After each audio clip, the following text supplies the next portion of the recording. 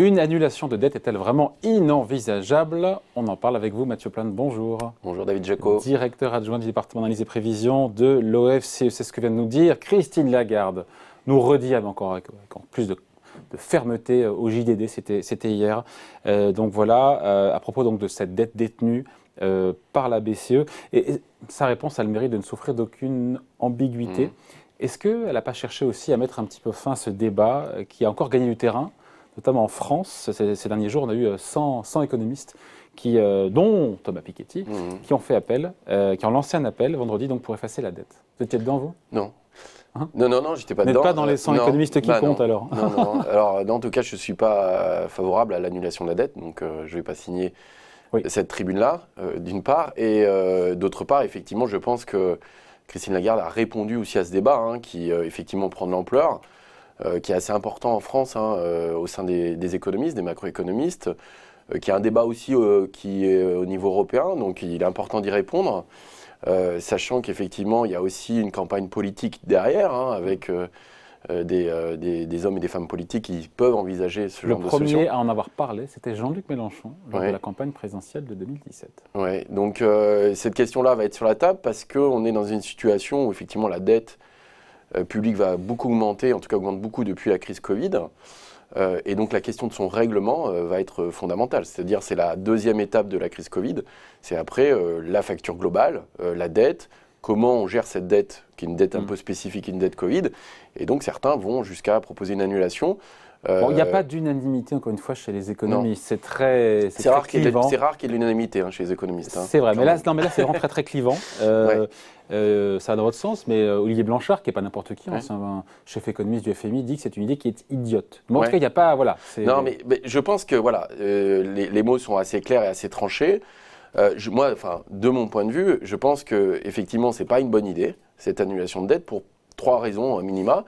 La première, elle est juridique et elle a été rappelée par Christine Lagarde, c'est-à-dire que c'est hors traité. C'est-à-dire que ce serait une violation des traités. C'est une violation des traités, donc il n'est pas du tout considéré qu'on va annuler la dette. Il y a après la question institutionnelle, c'est-à-dire que cette dette Covid est en partie détenue par la Banque Centrale Européenne et l'Eurosystème, et donc on ne peut pas unilatéralement décider qu'on ne va pas rembourser cette dette. C'est-à-dire c'est les banques centrales nationales. Okay, en fait, il faut savoir que la Banque de France détient une partie de cette dette publique. Au prorata de ce qu'elle représente au capital de la BCE. Donc ce qui est quand même assez intéressant aussi, c'est que les intérêts qu'on verse, que l'État verse en fait sur cette dette publique, finalement vont à la Banque de France qui les reverse au Trésor. Donc en fait, c'est une opération blanche. Donc l'annuler ne servirait pas à grand-chose. Donc il y a ce point pour l'aspect intérêt. Pas pour l'aspect remboursement du capital. Intérêt. Oui, mais alors ça voudrait dire qu'on veut se donner de nouvelles marges de manœuvre pour éventuellement faire des nouveaux investissements, etc. Or, aujourd'hui, on a des taux qui sont très bas. Donc je vais juste aller là-dessus. C'est-à-dire qu'institutionnellement, ça pose le problème de l'indépendance de la Banque centrale et donc du choix d'un pays de ne pas vouloir rembourser. De fait, le mettrait en grande difficulté face à la zone euro, voire même à son intégration dans l'euro. Et puis troisièmement, il y a la question économique. C'est-à-dire quel intérêt de faire ça dans un monde où on a des taux qui sont négatifs. C'est-à-dire que les annulations de dette sont faites en général quand des pays sont en difficulté pour rembourser leur dette parce qu'ils payent très cher justement ces intérêts. On n'est pas dans cette configuration. On est même dans la situation qui est extraordinaire, c'est-à-dire on n'a jamais payé aussi peu cher notre dette. Et donc ça veut dire que le risque de mener cette campagne en voulant annuler la dette pourrait conduire même économiquement à beaucoup plus de difficultés après pour s'endetter que ce qu'on a aujourd'hui. Ce qui n'est pas l'effet recherché. Un quart de la dette publique européenne est entre les mains ou dans les comptes de la BCE. Est-ce que c'est quoi? Est-ce que c'est beaucoup, c'est trop? Et puis ce débat-là, est-ce qu'il existe ailleurs qu'en France ou en Europe? On a ce débat au Japon, aux États-Unis ou c'est Non, je crois que c'est assez européen, mais alors parce qu'aussi on est dans un système où on a 19 pays membres avec une seule banque centrale. Aux États-Unis, en fait, ce qui se passe, c'est que aux États-Unis, au Japon, en Angleterre, en fait, les banques centrales assurent les dettes, garantissent les dettes. Et donc la question de l'annulation ne se pose pas à partir du moment où vous avez cette garantie des dettes. Donc en fait, la question, c'est la soutenabilité de cet endettement. Et les pays qui ont dû annuler leurs dettes ou faire défaut sont des pays qui ne pouvaient plus se refinancer. Là, quand on parle de ces grandes banques centrales, que ce soit le Japon, les États-Unis, le Royaume-Uni, n'ont pas ces difficultés. Et là, ils possèdent une partie importante de leurs dettes, mais de façon, normalement, qui est censée être transitoire. Ce n'est pas une monétisation, c'est-à-dire qu'elle est mise dans le capital des banques centrales, et donc elle va être maintenue, mais elle peut après se dégonfler dans le temps. Mais donc c'est une façon, en fait, c'est des instruments de politique monétaire. C'est pas de la monétisation, c'est-à-dire que c'est pas une planche à billets où il n'y aurait pas de remboursement, où par exemple on va financer un certain nombre d'investissements qu'on ne rembourserait jamais. Et donc ça poserait la question aussi de la légitimité de ce type d'opération et où est-ce qu'on limite ça? C'est-à-dire qu'on peut dire la transition énergétique, mais pourquoi pas lutter aussi contre la pauvreté et faire tourner la planche à billets? Vous voyez, il y a plein de questions. Et ça, c'est le rôle pour le coup des gouvernements. Et donc c'est le rôle des États, parce que du coup, c'est même le rôle même des impôts. C'est-à-dire quand vous allez financer un système social, un système éducatif, etc. Mais il ne faut pas faire exploser tout ça justement parce que c'est le nouveau monde et dans ce nouveau monde, peut-être que la BCE peut aussi financer la réduction de la pauvreté, la transition énergétique. Justement, la question qui se pose, c'est que une crédibilité sur une monnaie, elle s'inscrit sur le long terme parce que justement, vous êtes en capacité de le rembourser. Là, ce qui est intéressant, c'est que les États, les banques centrales ont mis à disposition des instruments qui permettent aux États de se refinancer à coût nul. Ouais. C'est-à-dire que c'est les États qui font le choix. C'est aux États de s'engager, de mener ces politiques publiques-là. Et après, rembourser sur 50 ans, 100 ans. Cette discussion va être intéressante.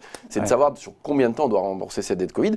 Il n'y a pas de raison de se précipiter aujourd'hui parce qu'il y a une demande très forte de titres publics. Et on le voit par exemple dans le cas de la France qui a émis à 50 ans pour 7 milliards, il y avait 70 milliards de demandes. Donc on n'a pas un problème aujourd'hui, on est attractif sur notre dette. Donc on n'a pas intérêt à annuler quelque chose alors même que justement il y a une forte demande. Ça serait contre-productif. Ce serait extrêmement risqué. On pourrait même se tirer une balle dans le pied. Pour se justifier, Christine Lagarde rappelle, encore une fois on l'a dit, que ça reviendrait donc à une violation des traités, traités qui interdisent le financement monétaire des États. Mais c'est quand même en pratique ce que fait, encore une fois, la BCE quand elle achète la dette française, non pas sur le marché primaire de l'émission, mais sur le marché de l'occasion, le marché secondaire. Quelques secondes, quelques minutes après, on joue un peu sur les mots là, non? Non, mais non, parce qu'elle annule pas. C'est-à-dire le fait que l'opération. Mais elle annule pas, mais elle finance. Elle finance. Oui, enfin, ce qu'elle fait. Elle finance, c'est-à-dire qu'elle achète de façon importante des titres publics européens pour éviter ce qu'elle appelle la fragmentation européenne, c'est-à-dire dans la zone euro que les taux soient très différents entre l'Italie et l'Allemagne qui pourrait conduire à une explosion de l'euro, parce que certains pays ne pourraient pas se refinancer.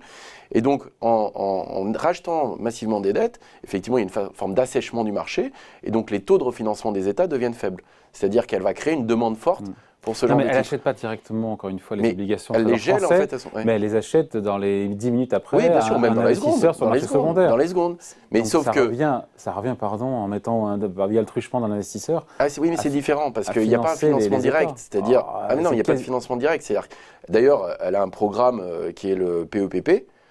Qui est un programme d'urgence pandémique. Voilà, exactement, qui est maintenant massif, parce que je crois que c'est 1850 milliards jusqu'à mars 2022, dans lequel, en fait, il y a effectivement ces programmes de rachat temporaires. C'est censé être temporaire pour répondre à une situation d'urgence. Et temporairement, elle finance indirectement l'État français. Bien sûr, elle le finance. Non, elle l'aide à faire que les coûts, les taux d'intérêt soient bas. Ce qui est intéressant, c'est vrai que dans ces rachats-là... Non, mais dans les comptes de la BCE, il y a bien des obligations d'État français. Il y en a 25%, voilà. 23%. Ouais. C'est 23%, ça vaut plus de 500 milliards. Oui, d'ailleurs, c'est au compte de la Banque de France. Et la Banque de France est détenue par l'État. Donc les intérêts que va verser l'État...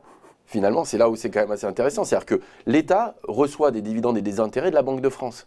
Donc, si vous voulez, aujourd'hui, c'est vraiment des programmes assez spécifiques qui répondent à la crise qu'ont mis en place toutes les grandes banques centrales du monde. La Réserve fédérale américaine, je crois qu'elle détient un peu plus de 20% de la dette publique américaine. Au Japon, on est à 45%. On est à 45%, donc le Japon, c'est extrêmement important. Le Royaume-Uni, je crois qu'on est à 30%. Le Japon nous ouvre la voie. Voilà, non mais alors... Ce programme-là pourrait poser problème si les autres ne faisaient pas pareil. C'est-à-dire qu'aujourd'hui, on est dans une crise mondiale, où il y a une pandémie mondiale, et donc, effectivement, il y a des instruments de politique monétaire très spécifiques, ce qui fait que d'ailleurs, même en faisant ça, l'euro ne s'est pas déprécié, au contraire, il s'apprécie. C'est-à-dire qu'il n'y a pas de... Finalement, l'Europe reste une valeur refuge. C'est-à-dire que les investisseurs ne sont pas partis en disant « Oui, mais là, on joue avec des instruments financiers dangereux, qu'on ne remboursera jamais, etc. » Oui, mais si, encore une fois, je reviens dans l'idée que les 25% de dette publique européenne détenus dans les comptes de la BCE, si la BCE porte cette dette pendant des décennies, pas vitam aeternam, parce qu'on ne sera pas là pour le voir, mais si elle porte ça pendant des décennies, sauf vous, et ça revient un petit peu à l'annuler quand même, non? Non. Quand on porte une dette qu'on refinance à tous les 10 ans, si vous la faites effectivement une dette perpétuelle, reviendrait presque à l'annuler. Sauf qu'en fait... une dette, encore une fois, de maturité de 10 ans qui est relais, qui est rachetée tous les 10 ans pendant... X centaines d'années. Oui, mais en fait, vous savez, vous avez un rolling permanent en fait, sur la dette. La dette, elle finit jamais à zéro. C'est-à-dire que vous avez même besoin dans un système financier global de dette publique et de titres sûrs. Et donc vous êtes obligé vous avez des émissions de dette qui sont importantes. La dette, elle est en partie perpétuelle. C'est-à-dire qu'on voit bien qu'on ne dit pas, à un moment donné, on a 120% du PIB, il faut revenir à zéro. Donc, si elle garde ses 25% de dette publique européenne dans ses comptes ad vitam aeternam, c'est comme si ça reviendrait à les annuler. On serait dans quelque chose à peu près similaire, sauf qu'en fait, c'est quand même différent parce que vous ne dites pas, vous ne le rembourserez jamais. Vous dites, on le maintient de façon durable. De faire une dette perpétuelle sera assez particulier aussi, parce que quelque part, la dette, en partie, est perpétuelle. C'est-à-dire que quand on dit on transmet la dette aux générations futures, en fait, on leur transmet la dette, mais en fait, derrière, il n'y a pas forcément de désendettement. Il n'y a aucun État qui finit à 0% de sa dette. Une fois de plus, les marchés financiers sont demandeurs très fortement de dette publique. C'est pour ça que les taux sont bas, parce qu'il y a une épargne mondiale très forte, et donc on a besoin de titres sûrs et de dette publique. Donc là, vous avez raison, c'est qu'on peut jouer sur les mots. Effectivement. Enfin. Mais la dette perpétuelle, d'abord, c'est un peu compliqué de définir ce que va être une dette perpétuelle. Vaut certainement mieux qu'une annulation de dette, mais en réalité, la question qui va se poser, c'est plutôt l'amortissement de cette dette sur du très long terme. Alors, pour le commun des mortels qui nous regarde, qui se dit « Ok, c'est intéressant ce qu'il raconte, mais qui va payer la facture ?» Parce qu'à la fin du repas, il faut payer la facture. Qui paiera cette facture de cette dette Covid quand Bruno Le Maire le dit indirectement, il ne dit pas de hausse d'impôts. D'ailleurs, soit dit en passant, 88% des Français sont convaincus que tout ça se terminera par une hausse d'impôts. Sondage IFOP pour CNews de fin janvier. Est-ce que ce n'est pas naïf quand Bruno Le Maire nous dit en gros, mais ça sera le retour de la croissance qui va rembourser cette dette? Qui paye la facture? Pardon, qui paye l'addition? C'est le grand débat, c'est un débat politique. Non, mais qui paye l'addition? Alors, pour le moment, nos impôts, des hausses d'impôts, moins de dépenses publiques, pour le moment, même les charges beaucoup de croissance, mais les 30 glorieuses, a priori, on est censé les vivre pendant... Voilà, il y a la question de l'inflation aussi, qui peut participer au règlement qui paye la facture? C'est une campagne présidentielle, presque ça. Non, mais... T'as une réponse? Oui, j'ai une réponse. Non, c'est que ce débat-là, il va être bien sûr très important. Je pense qu'il y a quand même... historiquement, l'apprentissage du fait qu'il ne fallait pas refaire ce qui a été fait en 2011 et 2014 avec des plans d'austérité et dire en fait il faut revenir très vite. Pas de hausse d'impôts. Baisse de la dépense publique, année présidentielle, je ne vois pas qui va donc, sur ce terrain. Donc ça va être effectivement quelle va être la trajectoire de finances publiques post-crise, c'est-à-dire est-ce qu'on reste à 115 points de PIB pendant plusieurs années, ou est-ce qu'on souhaite revenir, par exemple, à 100% du PIB d'ici 2040 ? Donc on va rester à 115, 120 points de PIB pendant un moment. La question qui se pose, c'est que tant que les taux sont... Mais non, en fait. Tant qu'il y a une demande très forte... Donc free lunch, personne ne paiera la facture. Alors, il y aura une partie qui va être récupérée par la croissance. La question, en fait, qui est à mon avis fondamentale, et on ne pose peut-être pas... Voilà, que je n'ai pas posée. Voilà, parce qu'elle est complexe.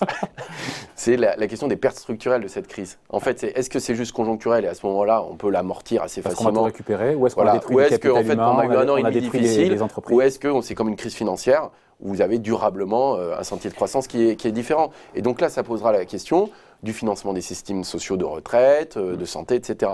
Là, la question, on est sur un choc temporaire. Le choc temporaire, pour l'amortir s'il n'a pas de conséquences structurelles. Donc ça, le vrai débat, c'est de dire, en fait, on sort de crise, et est-ce que notre trajectoire potentielle est durablement diminuée ou pas, quoi. Ça, c'est un point important. On finit là-dessus, mais en gros, le débat qu'on a en France sur l'annulation, encore une fois, de cette dette publique, malgré la sortie de Christine Lagarde, qui dit, c'est la patronne de la BCE, qui dit en gros, inenvisageable, en gros, c'est on ferme l'histoire, c'est terminé, quoi. Et pourtant, on va continuer à parler de ça. On va parler de ça parce que la dette va être centrale dans les débats et la question, à mon avis, de la trajectoire de son remboursement va être importante parce qu'elle peut avoir un impact sur l'économie. Donc la question, c'est est-ce qu'on fait des plans de relance supplémentaires? Est-ce qu'au contraire, on passe dans une deuxième phase qui peut être une phase de consolidation budgétaire? Et comment on gère ça au niveau européen? Parce qu'on voit qu'il y avait en tout cas des règles budgétaires. Et est-ce que ces règles budgétaires vont être refondées suite à cette crise? Ou au contraire, on aura un nouveau système global qui serait très différent de ce qu'on a connu jusqu'à présent? Si vous êtes partisan, encore une fois, vous êtes contre cette annulation, cet effacement de dette, pour des raisons rationnelles, quand on vous écoute, c'est qu'en fait, c'est pas utile, surtout que c'est pas utile aujourd'hui. Non, c'est pas utile, ça serait contre-productif. C'est ça. Bon. Voilà, on a fait le point. Merci beaucoup donc Mathieu Plane, directeur adjoint du département analyse et prévision de l'OFCE. Salut. Salut.